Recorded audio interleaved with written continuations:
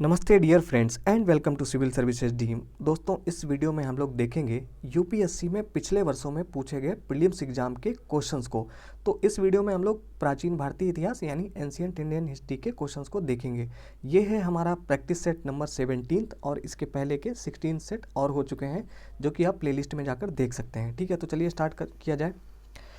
पहला क्वेश्चन है कि प्राचीन कालीन भारत में हुई वैज्ञानिक प्रगति के संदर्भ में निम्नलिखित में से कौन से कथन सही हैं। ठीक है, तो जो सही वाले हैं वो बताना है हम लोगों को। तो 4 कथन यहाँ दिए गए हैं। पहला है कि प्रथम शती ईस्वी में विभिन्न प्रकार के विशिष्ट शल्य औजारों का उपयोग आम था। दूसरा है कि तीसरी शती ईस्वी में, अब देखो यहाँ प्रथम शती ईस्वी और दूसरी शती, ये तो आपको पता ही होगा। प्रथम शती ईस्वी का मतलब हुआ ईसा मसीह के जन्म के शुरू के 100 वर्ष। ठीक है, उनके जन्म के बाद के शुरू के 100 वर्ष, वो हो गया प्रथम शती ईस्वी। ठीक है, तो ये इस तरीके से ध्यान रखिए। तो दूसरा स्टेटमेंट है कि तीसरी शती ईस्वी के आरंभ में मानव शरीर के आंतरिक अंगों का प्रत्यारोपण शुरू हो चुका था। तीसरा है 5वीं शती ईस्वी में कोण के ज्या का सिद्धांत ज्ञात था। फिर है कि 7वीं शती ईस्वी में चक्रीय चतुर्भुज का सिद्धांत ज्ञात था। और बताना यह है कि कौन कौन से कथन सही हैं। तो जो पहला कथन है कि प्रथम शती ईस्वी में विभिन्न प्रकार के विशिष्ट शल्य औजारों का उपयोग आम था। देखो, शल्य कहते हैं सर्जरी को। ठीक है, तो सर्जरी हो जाती थी, वैसे उसके औजार बन गए थे। तो ये पहला वाला तो स्टेटमेंट करेक्ट है। दूसरा है कि तीसरी शती ईस्वी के आरंभ में मानव शरीर के आंतरिक अंगों का प्रत्यारोपण शुरू हो चुका था। तो ये गलत है स्टेटमेंट। ठीक है, दूसरा वाला गलत है, क्योंकि आंतरिक अंगों का प्रत्यारोपण नहीं हो पाया था। मतलब ये तो बड़ी बात हो गई ना, आज भी बहुत मुश्किल है, मतलब उतना आसानी से नहीं हो सकता है। फिर है स्टेटमेंट 5वीं शती ईस्वी में कोण के ज्या का सिद्धांत ज्ञात था, ये सही है। और चौथा स्टेटमेंट है 7वीं शती ईस्वी में चक्रीय चतुर्भुज का सिद्धांत ज्ञात था। ठीक है, तो ये भी सही है। पहला, तीसरा, चौथा सही है। तो चक्रीय चतुर्भुज का सिद्धांत तो आपने पढ़ा ही होगा कि 7वीं ईस्वी में दिया था। किसने दिया था? गणित के महान गणितज्ञ ब्रह्मगुप्त के द्वारा दिया गया था। ठीक है, ब्रह्मगुप्त के द्वारा। तो पहला, तीसरा और चौथा सही है। सी जो है इसका करेक्ट आंसर है। अगला क्वेश्चन है कि नागर, द्रविड़ और वेसर ये तीनों हैं क्या, इसके संबंध में पूछा गया है। तो भारतीय उपमहाद्वीप के 3 मुख्य जातीय समूह हैं, या फिर 3 मुख्य भाषा वर्ग जिनमें भारत की भाषाओं को विभक्त किया जा सकता है, या फिर भारतीय मंदिर वास्तु की 3 मुख्य शैलियाँ हैं, या फिर भारत में प्रचलित 3 मुख्य संगीत घराने हैं। तो ये बड़ा आसान क्वेश्चन है। ये तीनों ही जो हैं वो भारतीय मंदिर वास्तु की 3 मुख्य शैलियाँ हैं। तो मंदिर निर्माण की जो शैलियाँ हैं, जैसे नागर शैली जो है, ठीक है, ये उत्तर भारत के मंदिरों में देखने को मिलती है।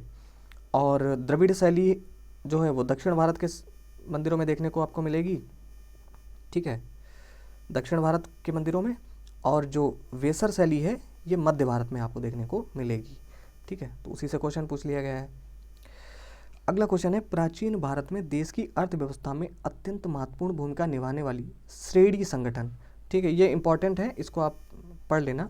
श्रेणी संगठन के बारे में के संदर्भ में निम्नलिखित में से कौन सा या कौन से कथन सही हैं। तो 3 कथन दिए गए हैं, सही वाला बताने हैं।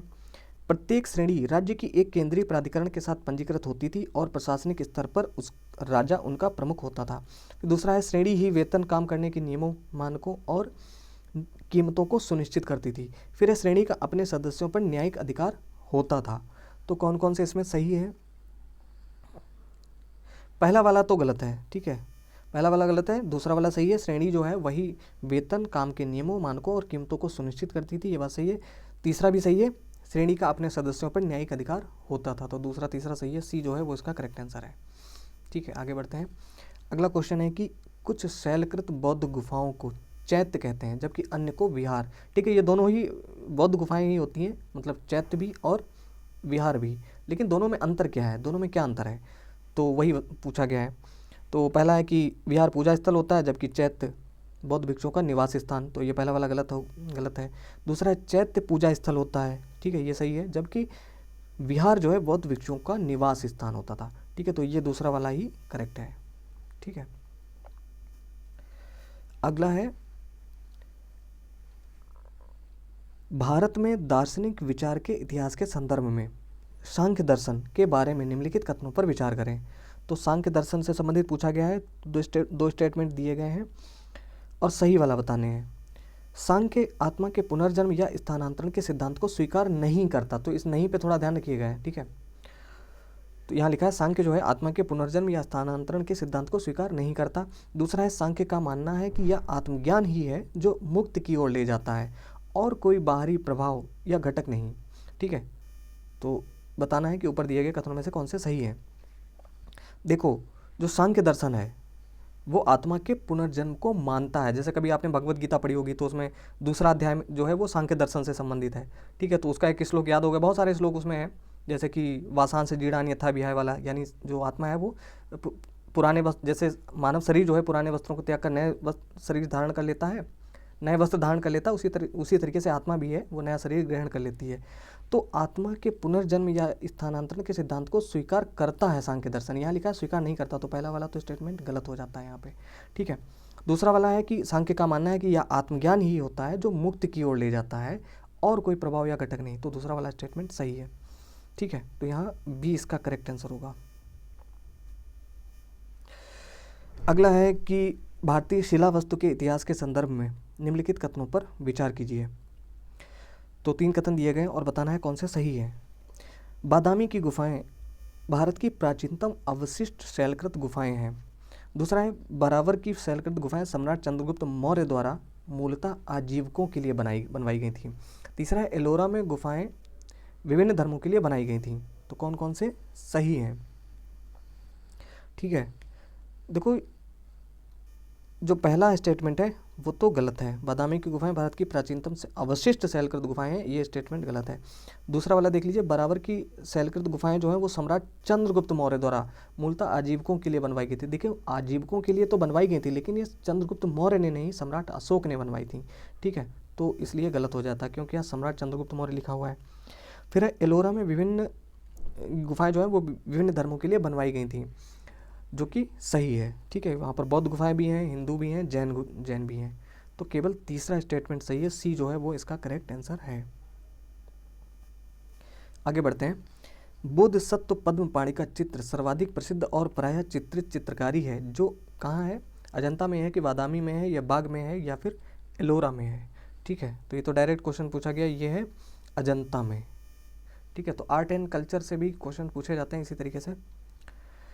अगला क्वेश्चन है कि निम्नलिखित राज्यों में से किनका संबंध बुद्ध के जीवन से था।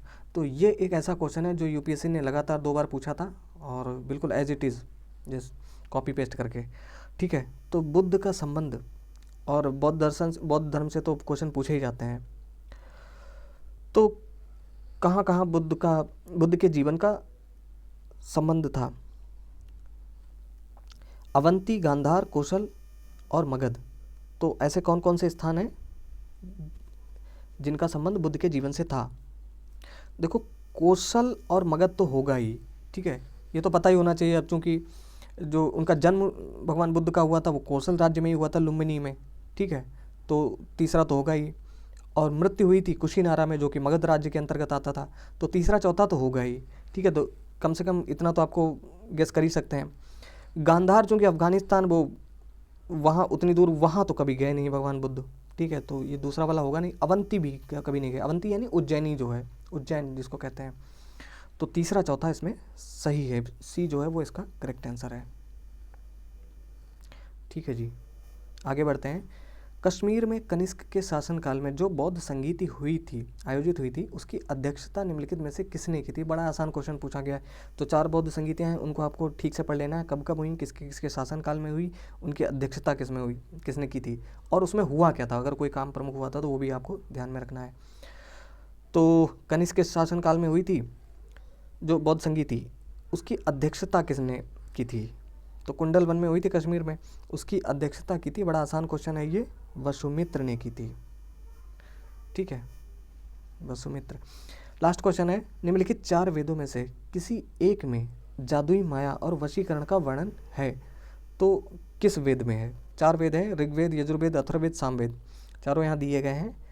तो जादुई माया और वशीकरण का वर्णन किस में किया गया है। इसका वर्णन किया गया है अथर्ववेद में।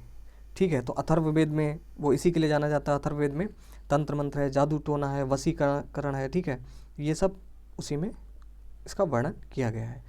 ठीक है दोस्तों, तो ये 10 क्वेश्चन कैसे रहे हमें कमेंट सेक्शन में जरूर बताइएगा और मिलते हैं अगले वीडियो में। तब तक के लिए नमस्कार, जय हिंद।